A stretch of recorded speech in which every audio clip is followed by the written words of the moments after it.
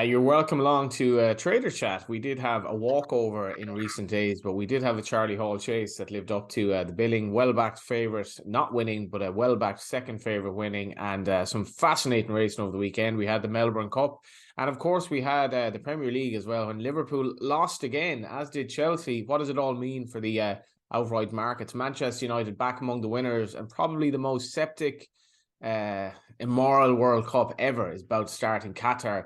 Winner is a winner, though. Winner, winner, chicken dinner if you do get a winner in Qatar. We're going to talk about the odds for that as well and all the various markets on Star Sports. How are you, Flynn?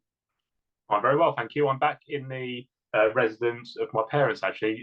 The longer Trader Chat viewers may know it's this bedroom for when I used to work from home before I went back in the office. But matching my day off today, so we're giving you this content, even though I'm not being paid for it, Johnny. So doesn't get much better than that in terms of commitment, does it? No, it doesn't. It doesn't. You really are a slave to the cause. Now, the Charlie Hall obviously took place on Saturday. Frodon is going to be rerouted from Down Royal. It's been announced this morning in terms of next Saturday's racing. But the Charlie Hall saw a decent performance from Bravemansgame. What was the Saturday like? We're kind of edging back into the jump section. What was the Saturday like in terms of turnover? We did have that infamous walkover because of the ground at Huntington. Yeah, I mean, bet numbers have been very, very good, actually. We've seen a good uptake in bet numbers in the last few weeks. We think that when the jump season starts, people do start to get involved again. But it's not just that. There's a lot of sport on at the moment outside of racing. You've got the Cricket World Cup, which we'll come on to a little bit later. The PGA Tour is kind of back in full flow. And we're obviously coming up to the World Cup, and the Premier League is very popular. So in terms of bet numbers, we are doing very, very, very well at the moment, and we are happy with that. But just to enter with the Charlie Hall, like you just said, they bet to 107% in a 5-horse race here. Yeah, exactly. Bravemansgame was very, very weak in the market. It was out to around 2-1 by the time of the off. All the money was for Hoisin-Yor, but we didn't see that money. Bravemansgame was actually a loser for us, not for huge money, but it was most popular in terms of bet numbers and also in the actual book. So Bravemansgame was the only loser in the book for us. Hoisin-Yor was a very small winner, and then the field won plenty. So Bravemansgame, not the best result in the world, but could have been a lot worse. He's kind of stamped his authority on the King George market, albeit it's not favourite for the King George. That is held by Allaho, who's going to get the anti-post market for the King George up just here, and then we'll see how we kind of sit for that. If you bear with me just 2 seconds, what did you think of Bravemansgame performance in the Charlie Hall, Johnny? Yeah, I don't know what the drift is about. Obviously, the provisos that you've 11 to 10 favourite to beat, and that basically didn't run his race at all. But it was he's had his wind up. It was a good performance. Will he beat Allaho and the King George? I'm not sure about that. I think, having been at William Mullins last weekend, I think Allaho is going to go over to Kempton. I think that race just suits him. Willie's not sure, I think, about stamina for him in the Gold Cup, but this is obviously a totally different race, and he doesn't actually run horse in the King George that much, but there's going to be a hell of a race if the two of them show up, which I hope and think they will. Oh yeah, definitely. I mean, if Allaho comes over, it'll be a great race because it'll be Bravemansgame's Gold Cup essentially, won't it? If Allaho's going to get the 3 miles, it's going to be around Kempton, isn't it? So you'd think that he would be most effective around there. Just in terms of how we bet at the moment, a bit of money for Allaho this morning, actually, just in Blue Across Odds Checker, and just in terms of our prices. We are 6-4 Allaho, and then we're 9-4 Bravemansgame, with top price Bravemansgame in the King George. So even though he was impressive at Wetherby, he's not really stamped his authority massively on that market in terms of becoming favourite.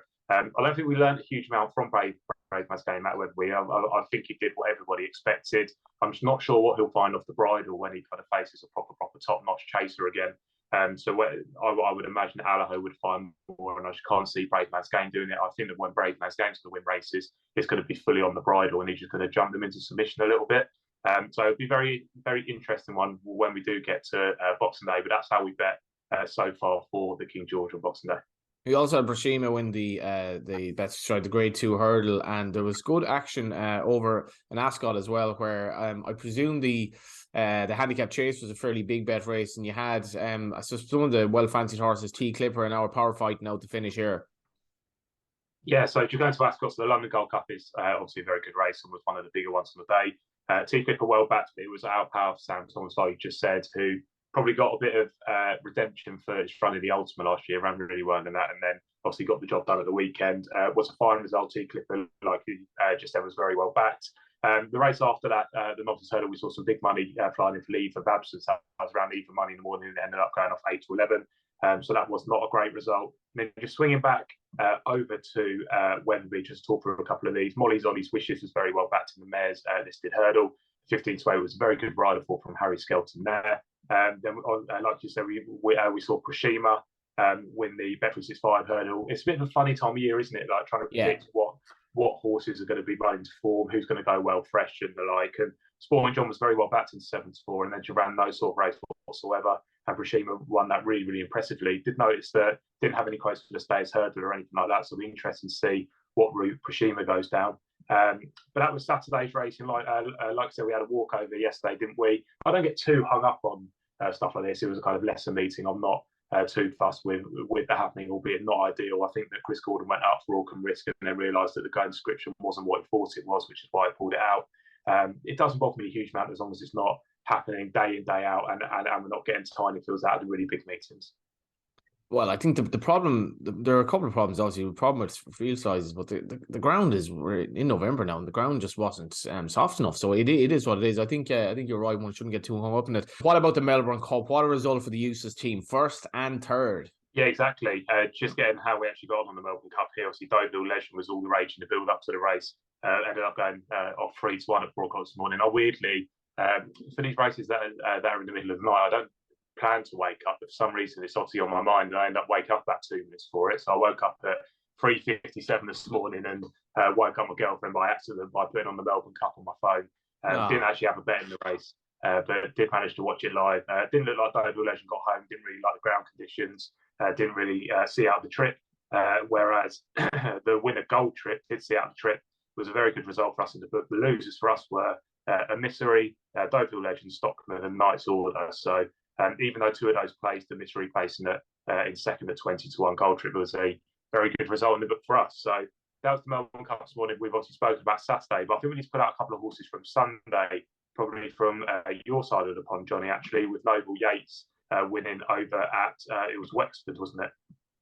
He did. He beat Run Wild Fred, who flopped. He probably just ran his race, to be fair, but it was a very, very good performance, and all roads lead to Aintree again.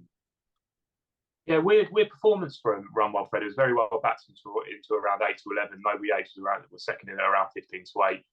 You just always thought that Run Wild Fred, with the fitness advantage, was just going to beat Noble Yates, and then this was going to be a prep towards the Grand National. He's actually now strengthened into 16-1 favourite for the Grand National, Noble Yates. And you think that, I think they're going to go straight to the National, but he wouldn't be out of place in proper top class races now, would he? If he was to turn up in a Gold Cup or a Grade 1 3-mile chase, you wouldn't be there without a say. So one to look at for the season, Noble Yates, but was a very good reappearance on Sunday. So that is the racing from the weekend. One more just to pull out actually from Sunday was in the beginners chase, and that was Impervious, who actually bet for the Mares Novice Hurdle last year. Won at 13-8. That was very impressive, I thought. So just keep an eye on Impervious for future engagements. Another one your side of the sea.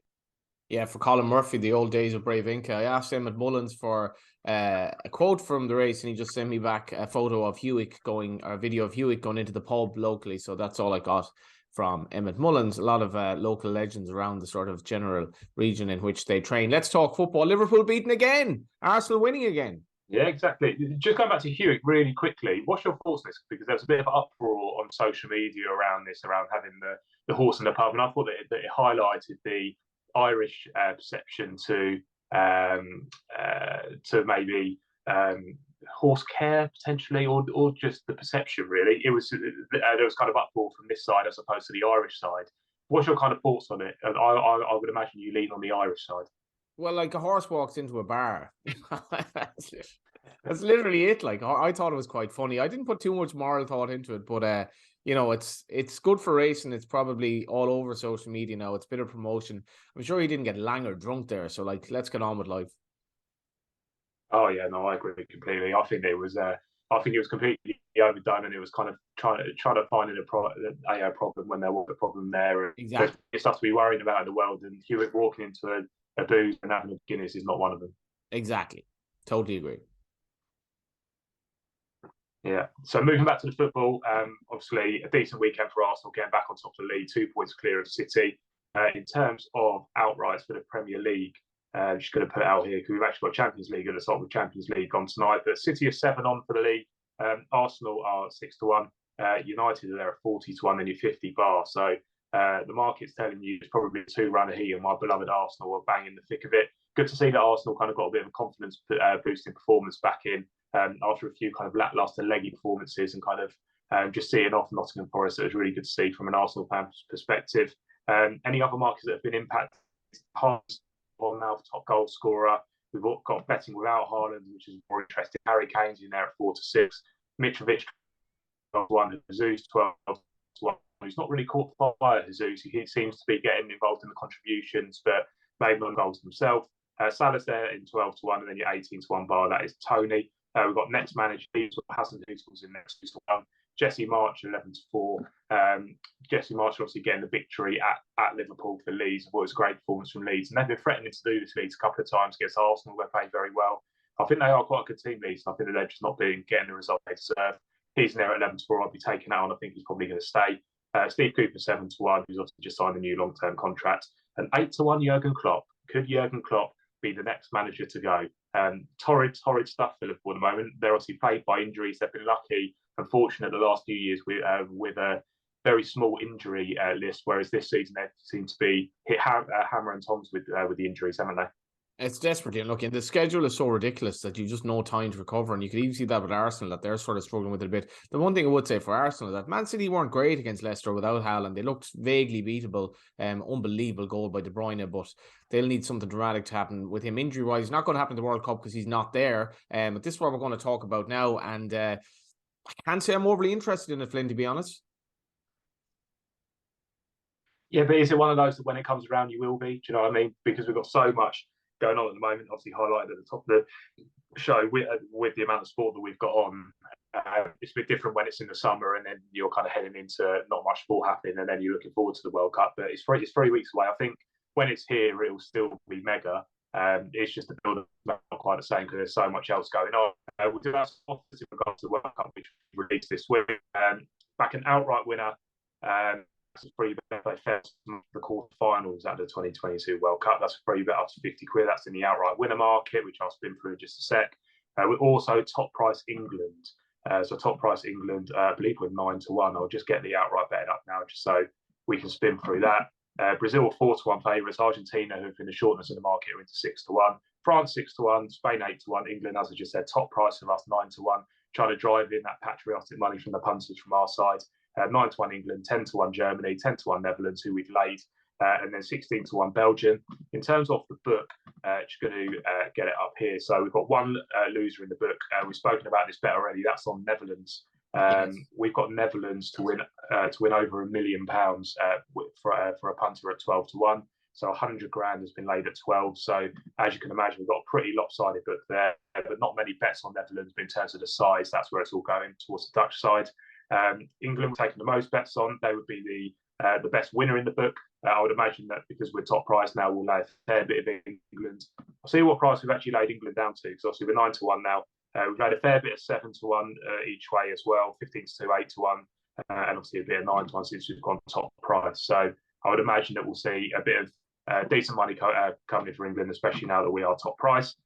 We've got the standard markets up on site. We're also going to have loads more in terms of specials up for the World Cup. We'll have top team goal scorer. We'll probably do a top team goals handicap, scorer match bets. We'll also do our goal scorer pairings, which proved very popular for the Premier League. We'll also have these for the World Cup. So these are markets that you won't find anywhere else, but you will find them here with us at Star Sports. So do log into the site, log into the Upper Opening account if you don't have one, because we'll have some World Cup markets up that a lot of other people won't have. So do take a look at that. Just generally, as a sort of a closing question, massive issues with cost of living at the moment. How is business in general? Like you see now with restaurants, it's kind of easier to get a table maybe than it was a month, 6 weeks ago, and people are worried about their energy bills. Are people still punting away?